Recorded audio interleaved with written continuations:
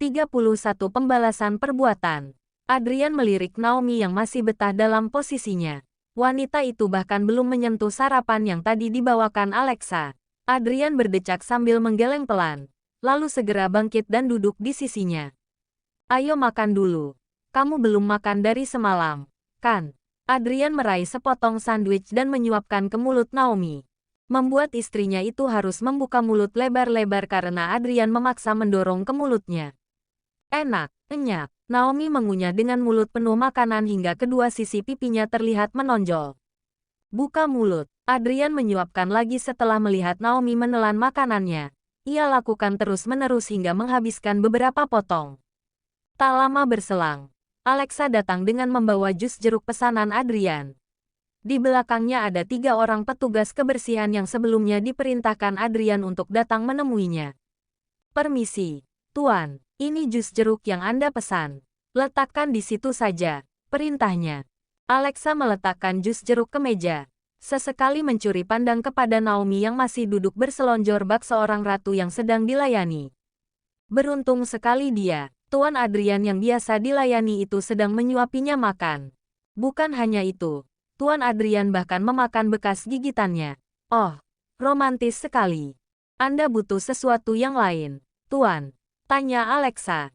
Adrian melirik Naomi. Apa kamu menginginkan sesuatu yang lain? Nanti saja. Nona Alexa pasti lelah sejak tadi naik turun, ujar Naomi. Mengingat sudah beberapa kali Adrian memesan sesuatu untuknya. Tidak apa-apa, biar dia tahu rasanya naik turun dari lantai teratas ke lantai dasar. Seperti yang selama ini dia lakukan kepadamu. Tidak tahu sudah seperti apa wajah Alexa sekarang. Kedua tangannya saling meremas di balik punggung. Maafkan saya, Tuan. Maafkan saya, Nona Naomi, ucap Alexa. Baiklah, sekarang keluarlah. Aku akan memberitahumu begitu istriku membutuhkan sesuatu yang lain. Baik, ia membungkukkan kepala sebelum membalikkan tubuh. Bernapas lega sambil mengusap dada naik turun.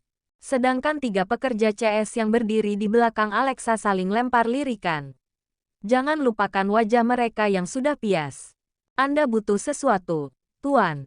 Salah satu dari mereka memberanikan diri bertanya. Iya, tentu saja, jawabnya. Lalu menatap Naomi. Sayang, bukankah kakimu sedang pegal? Aku meminta mereka kemari untuk memijat kakimu. Dahi Naomi mengerut bingung. Sejak kapan ia berkata begitu? Tapi kaki kuti. Belum selesai ucapan Naomi. Sudah dibungkam duluan oleh Adrian dengan telapak tangan.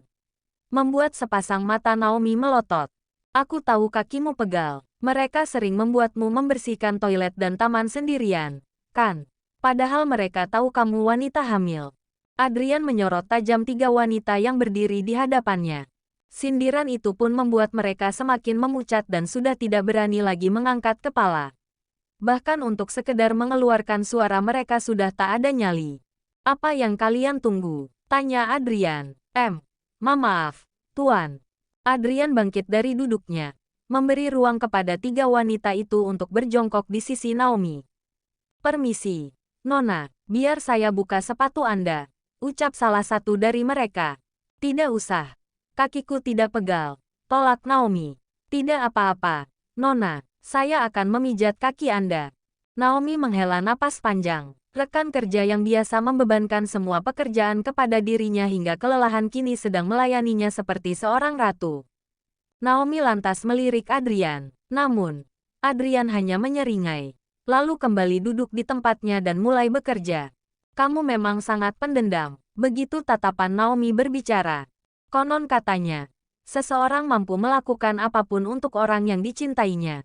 Adrian sudah membuktikan sendiri. Dia yang pagi tadi terburu-buru berangkat ke kantor untuk menyelesaikan pekerjaan, justru menghabiskan waktu untuk membalas orang-orang yang pernah menyakiti istrinya. Pendendam memang. Ia bahkan membuat Alexa dan beberapa office girl kerepotan hari ini dengan melayani istrinya.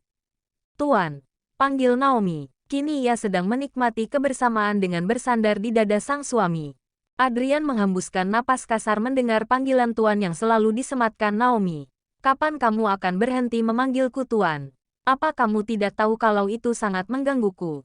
Baiklah, aku tidak akan memanggilmu Tuan lagi. Ia mendongakkan kepala demi menatap suaminya. Ngomong-ngomong, tahu dari mana kalau wanita-wanita tadi sering berbuat jahat padaku? Memangnya kenapa? Mau tahu saja. Aku kan tidak pernah mengadu. Apa mereka mengaku sendiri? Adrian terkekeh mendengar ucapan polos Naomi. Aku bisa dapatkan informasi dari siapa saja kalau masih di dalam kantor. Bahkan setiap dinding di kantor ini punya mata dan telinga. Adrian mencium puncak kepala Naomi, lalu menyandarkan kembali kelekukan lehernya. Ngomong-ngomong, ku dengar gajimu sering dipotong. Lalu bagaimana kamu bertahan hidup setiap harinya? Aku makan mie instan untuk berhemat. Tiba-tiba dada Adrian seperti dihimpit bongkahan batu besar. Bahkan udara di ruangan luas itu terasa tak cukup baginya untuk bernapas. Mie instan. Naomi mengangguk. Itu lebih baik daripada tidak makan. Rasanya Adrian benar-benar sangat marah sekarang. Ia tidak akan memaafkan siapapun yang sudah menyakiti Naomi. Terlebih Alexa, yang menghina Naomi habis-habisan di depan matanya. Kenapa mereka memotong gajimu? Aku sering mual di pagi hari. Setelah muntah di kamar mandi, aku akan pusing dan tiduran dulu. Setelah merasa lebih baik, baru berangkat. Kadang aku terlambat 2-3 jam, dan gajiku akan dipotong setengahnya. Semakin sesak saja dada Adrian. Kepingan rasa bersalah itu semakin nyata. Tangannya terkepal kuat, entah harus marah kepada siapa. Sebab dirinya adalah penyebab terbesar kepergian Naomi. Ia dekap Naomi erat-eratnya sambil berbisik, "Maafkan aku. Semua ini salahku. Untung saja sebelum bekerja, aku punya sisa uang dari hasil menjual kalung Nona Hailea," tambah Naomi. Ingatan Adrian berputar. Ia masih ingat sebuah kalung berlian yang tadinya akan diberikan kepada Hailea, yang kemudian ia berikan kepada Naomi untuk membalas mantan kekasihnya itu. "Bukankah kalung itu sangat mahal? Kamu bisa hidup lebih layak dengan menjualnya," ucap Adrian mengingat harga kalung berlian tersebut tidaklah murah. "Mana aku tahu," pemilik toko bilang. "Itu bukan berlian asli." Hela napas Adrian terdengar berat. "Mereka sudah menipumu. Seharusnya itu cukup untukmu membeli sebuah apartemen." "Benarkah?" Naomi terbelalak mendengar ucapan suaminya. "Mana aku tahu." "Ya sudah. Nanti aku beri pelajaran pemilik toko itu. Beritahu saja nama tokonya." "Aku lupa," sahut Naomi santai. Membuat Adrian menghela napas panjang. Hari menjelang sore, Adrian sedang mengadakan pertemuan dengan beberapa stafnya. Di sela-sela diskusi, beberapa kali ia menoleh ke arah taman kantor, yang dapat terlihat dari ruang rapat. Naomi sedang mengusir kebosanan dengan berjalan-jalan di taman. Adrian yang trauma dengan kepergian Naomi membuat penjagaan yang begitu ketat. Kemanapun istrinya melangkah, akan ada beberapa pria yang mengawasi. Naomi duduk di kursi taman. Sejak keluar dari ruangan suaminya, sudah merasa tidak nyaman. Kemanapun kakinya melangkah, akan ada beberapa pasang mata menyeramkan yang terus menatapnya. Ya ampun. Aku lelah sekali hari ini. Trini, apa menurutmu Tuan Marks akan menghukum kita lebih dari ini? Tanya salah satu wanita yang kini sedang memijat sebelah lengannya yang terasa pegal. Semoga saja tidak. Aku benar-benar lelah membersihkan taman tadi. Wanita bernama Trini itu berdecak pelan. Untung saja kita bertiga. Dulu Erina melakukannya sendirian. Namanya Nona Naomi. Bukan Erina. Ia menghembuskan napas panjang. Beruntung sekali dia. Aku tidak tahu bagaimana si culun kampungan itu bisa mendapatkan Tuan Marks. Kamu benar. Dan bagaimana Tuan Marks yang begitu sempurna dan dikelilingi gadis cantik tertarik dengan wanita seperti itu? Tolong cubit aku.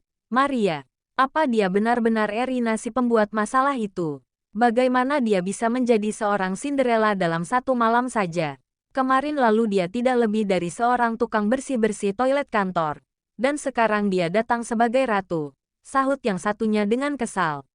Keduanya menghembuskan napas panjang, hingga tiba-tiba, "Jadi istriku adalah pembuat masalah bagi kalian." Suara berat yang tiba-tiba muncul dari belakang membuat tiga wanita itu merinding.